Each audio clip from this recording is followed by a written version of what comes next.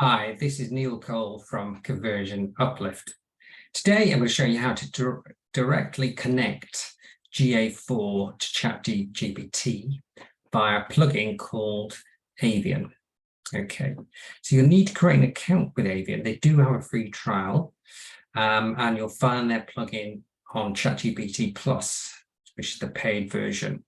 So first of all, we'll go to the bottom left-hand corner and the three dots, and we'll go to settings and beta. So here you need to make sure you click on beta features, then you've enabled the plugins, okay, and also code interpreters, good. Okay, then you can go to GPT-4 and click on the plugins, and you click on the down arrow and go to the plugin store. Here you can search for the Avian plugin, which you'll find here, and install it onto ChatGPT. I've already installed it, and put that down.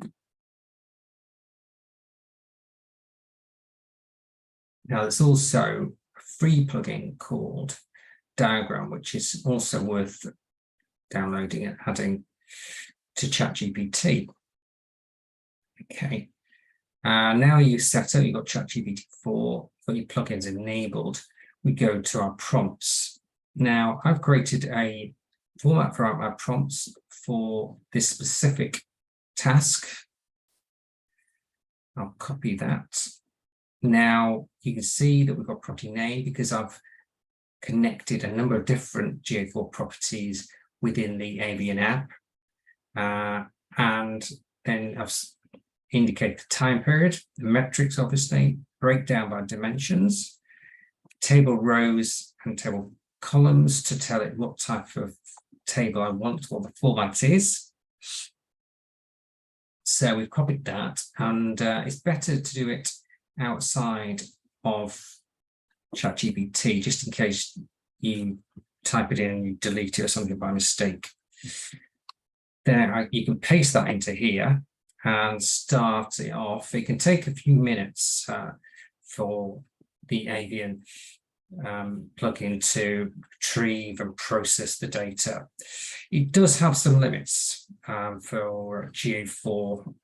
It's what they called 8,000 tokens, which is, I believe, around 6,000 words, which when you're querying page parsing URLs, page titles, that can actually be used up fairly quickly.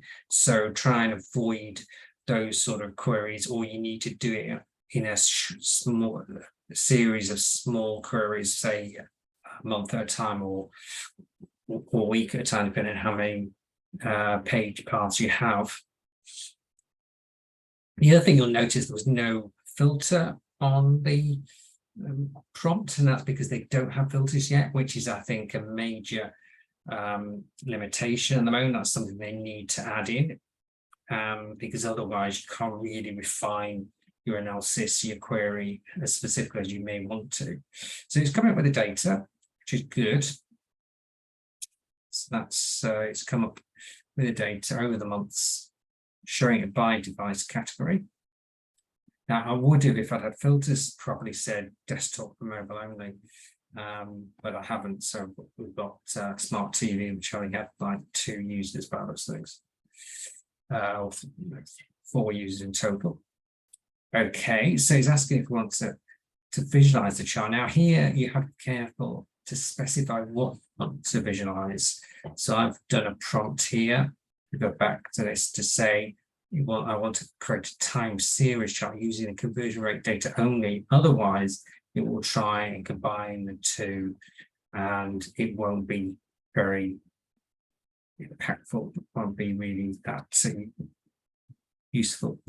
So let's put that in. So this will prevent it trying to chart the users alongside conversion rate, which obviously very different metrics.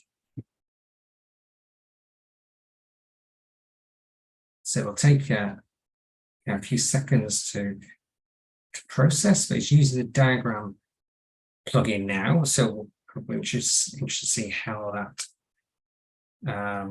visualizes the data.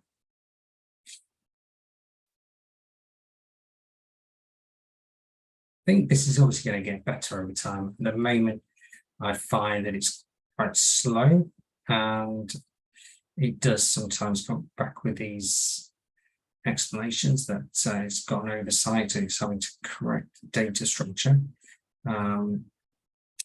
So it's certainly, probably sometimes we faster, certainly to do the tables yourself, because you know exactly what you want.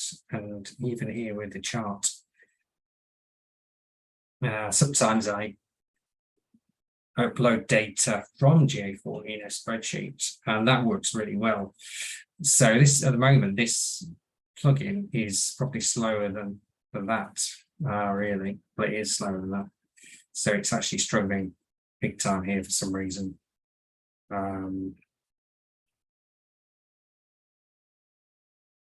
So yeah, so AI is coming along, but it's still got a long way to go, I would say, here with GA4. Supposedly this plugin is designed for people who don't know how to use GA4, but I don't see how that would work, because you'd still need to know the things like the event names, the parameter names. You would need to specify exactly what you want the tab analysis of, or the chart. So for me, I don't actually buy that. I think you're still going to need people who know what they're talking about to put in a prompt. So here we go. They have got some data now on desktop and mobile primarily of the conversion rate. So it took a while. As you can see, it's not as fast as sometimes they make out, but it did get there. I hope you found that useful, and I'll be posting more interesting videos soon. Thank you.